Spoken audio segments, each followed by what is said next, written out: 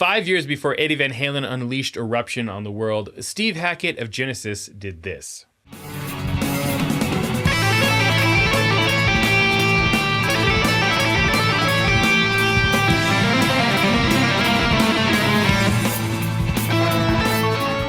That's tapping on a 50-year-old album, the Genesis classic Selling England by the Pound.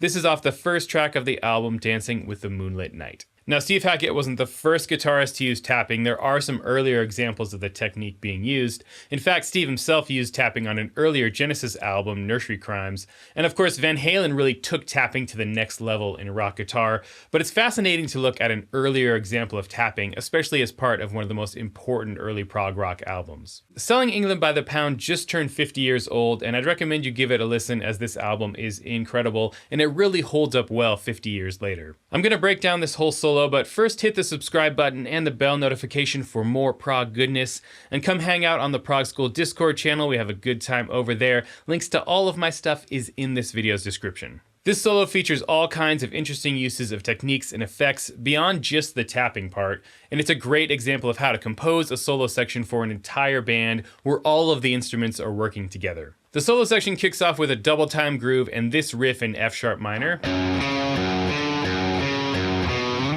I love the energy of this whole section. It has a very jazz fusion feel to it with this fast, almost breakbeat-like drum groove. Phil Collins' drumming is insane on these early Genesis records.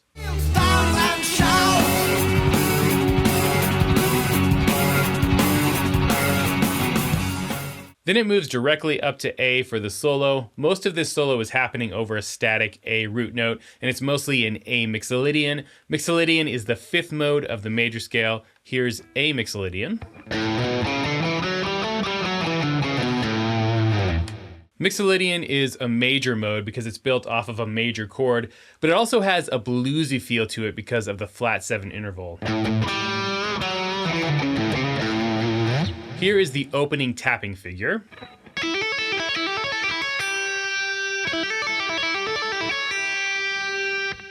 Steve plays this with pick tapping, which personally I've never been a big fan of. I prefer the sound of finger tapping. That being said, if you really want to be accurate to the original, you can tap with the pick. This tapping part is outlining an A7 arpeggio, and tapping is a great way to play arpeggios. That's basically all the Eruption tapping is. And notice that at first these notes are ascending, and then they're descending. So you get different 4-note patterns alternating.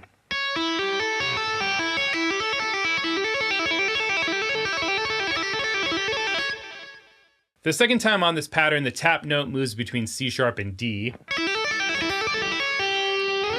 Creating little melodic ideas when tapping is pretty easy to do, and it's a great way to get some melodic content out of faster lines.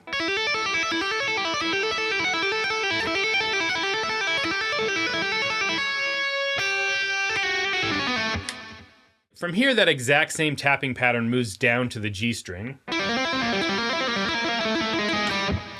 And this is outlining a C7 chord, and it's over a C root note. And this is one of the only parts of the solo that moves away from that root of A. There's also a bar of 7/4 here, or 4/4 and 3/4, where the last beat gets cut off that second measure, and there's this descending chromatic idea in the tapping.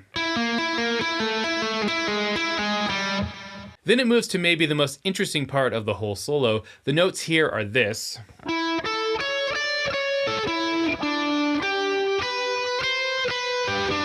It's an A add 4 arpeggio and a G add 4 arpeggio, weaving between different modal sounds over this A pedal, mixolydian and aeolian. And playing over a static harmony like this offers a pretty blank slate for harmonic exploration, which we're going to see even more of later on in the solo. But the most interesting part here is actually the effects. There's an octave up on the notes that are being played, and then a lower octave plays an eighth note after the initial note. In a later live video I watched, Steve was triggering this via a pedal. I'm not exactly sure what pedal he was using. I actually added this in post in my cover as I was having trouble recreating this exactly with my Kemper pedal board.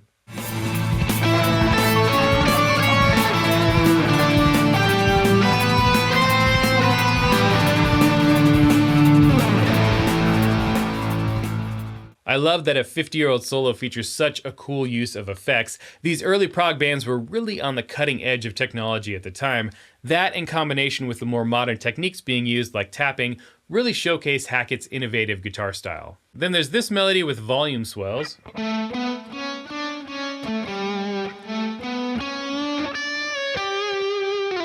Now, in my cover, I played this with a tap note, but I believe Steve is doing it here with a pre-bent note on top. Pretty tricky to play. Then it moves into this section.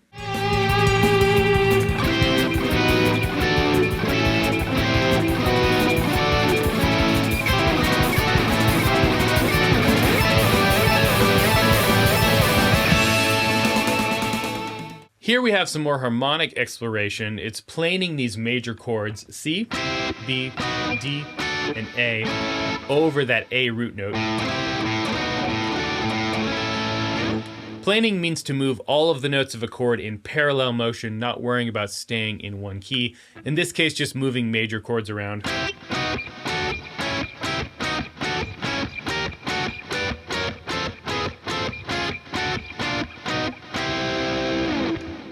This always evokes that old school prog rock sound to me. It's very cool. And at first these chords are played with volume swells.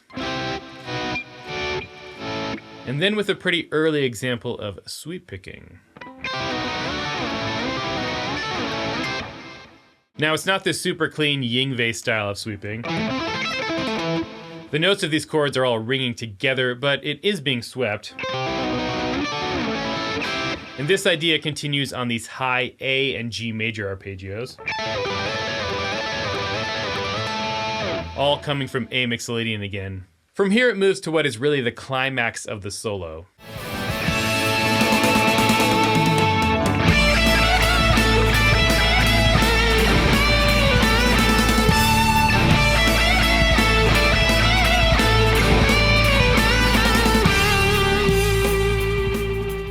This soaring melody plays over an A major chord, an E over A, a G over A, and finally a D over A.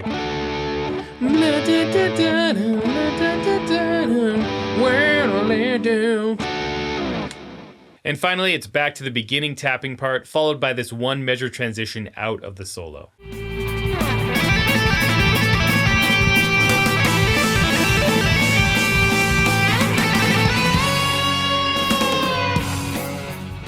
The timing in this measure is pretty bizarre, and I think that's probably just due to the more raw nature of these earlier recordings, but that's how the solo ends.